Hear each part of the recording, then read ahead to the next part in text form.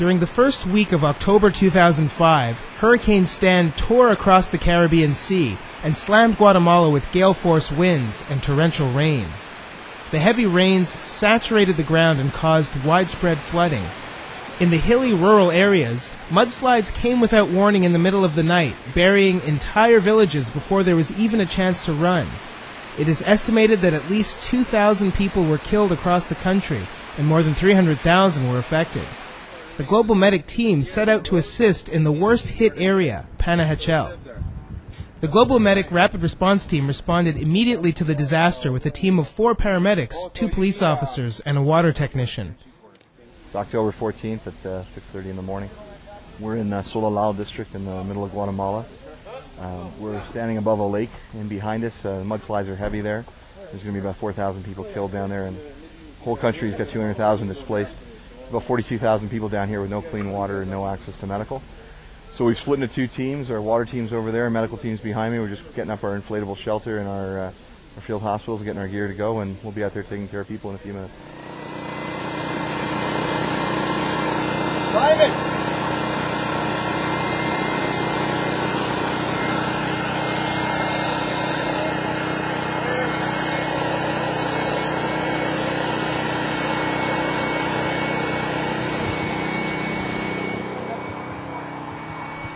The heavy rains have washed out many of the main roads, so travel across the country is slow and often difficult.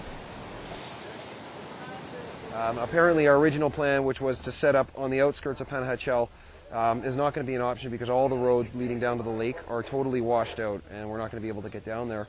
And the military set up a small bridge, and there's a pretty good chance that we're going to be able to get over that bridge. So we'll have to see what happens and check it out when we get there. We may have to carry the gear over and have trucks meet us on the other side.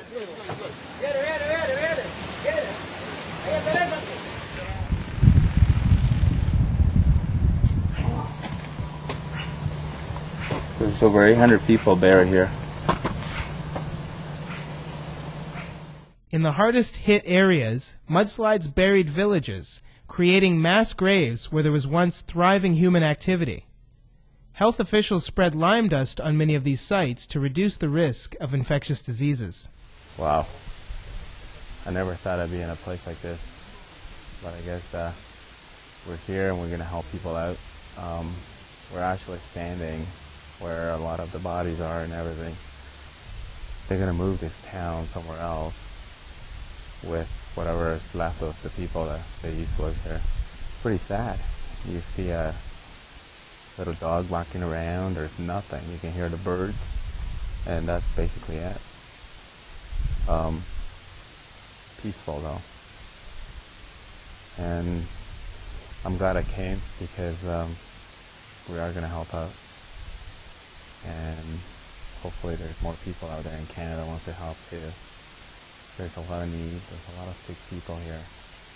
It's really sad that we just saw a house there where the clothes still hanging on the clothesline, and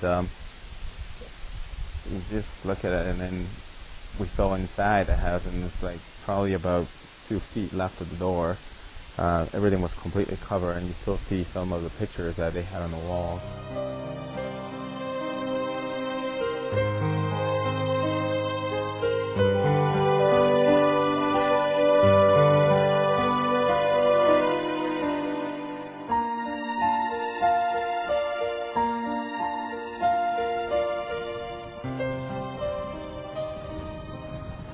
In order to get to the town of Santiago Atitlan, the team must load their gear into small speedboats and navigate the choppy waters of Lake Atitlan. There are more than 200,000 people who've been left homeless by this disaster, many of whom are living in shelters, schools, and churches like this one in Santiago Atitlan.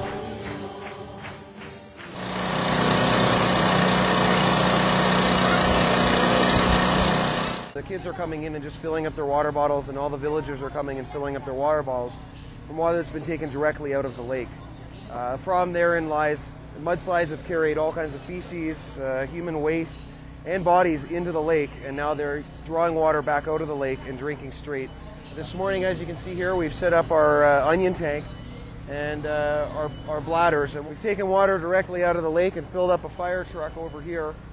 and then we'll be putting it in a sedimentation tank, and from there filtering it through 3 levels of filters as well as a UV filtration system.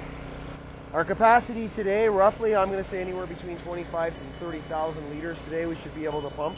So we're looking at about anywhere between 10 to 15,000 people a day. What are you testing for? Testing for chlorine residual right now. The floating one again? We didn't use sodium hypochlorite because that produces a lot of byproducts, so we use a more advanced method of chemical oxidation called chlorine dioxide. Produces less byproducts. Tastes great. Does it taste good? Tastes good. Let me get it. There you go.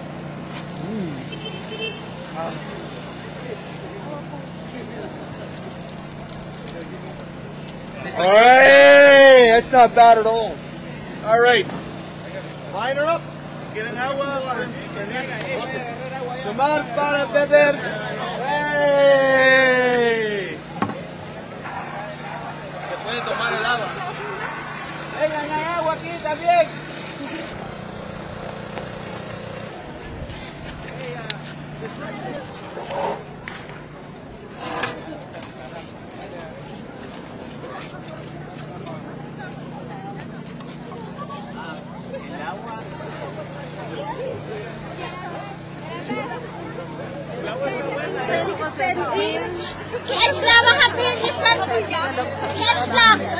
We're in Santiago de Atitlan.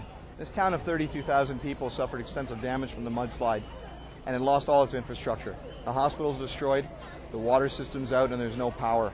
Worse yet, the 2 villages that are much poorer than Santiago de Atitlan on each side of this town were completely destroyed. Basically, they're mass graves because of the mudslides. There are over 2,000 people that were buried alive and are now presumed dead that no one can get because they're under 40 feet of mud. So what happened in this town, which lacked medical infrastructure to begin with, is all those refugees came in. So instead of being 32,000 people, it's now 45,000. And they don't have clean water. So what we've been seeing is outbreaks of cholera and hepatitis because they've been drinking lake water, which is dirty and soiled. So what we've done is we've brought tanker trucks in and pumped up our onion tank and started our purification unit. We're going to distribute over 1.5 million liters of clean water. And as you can see, every family in town is coming out to get clean drinking water. And if that means we can avoid more outbreaks of cholera and hepatitis, then that's terrific.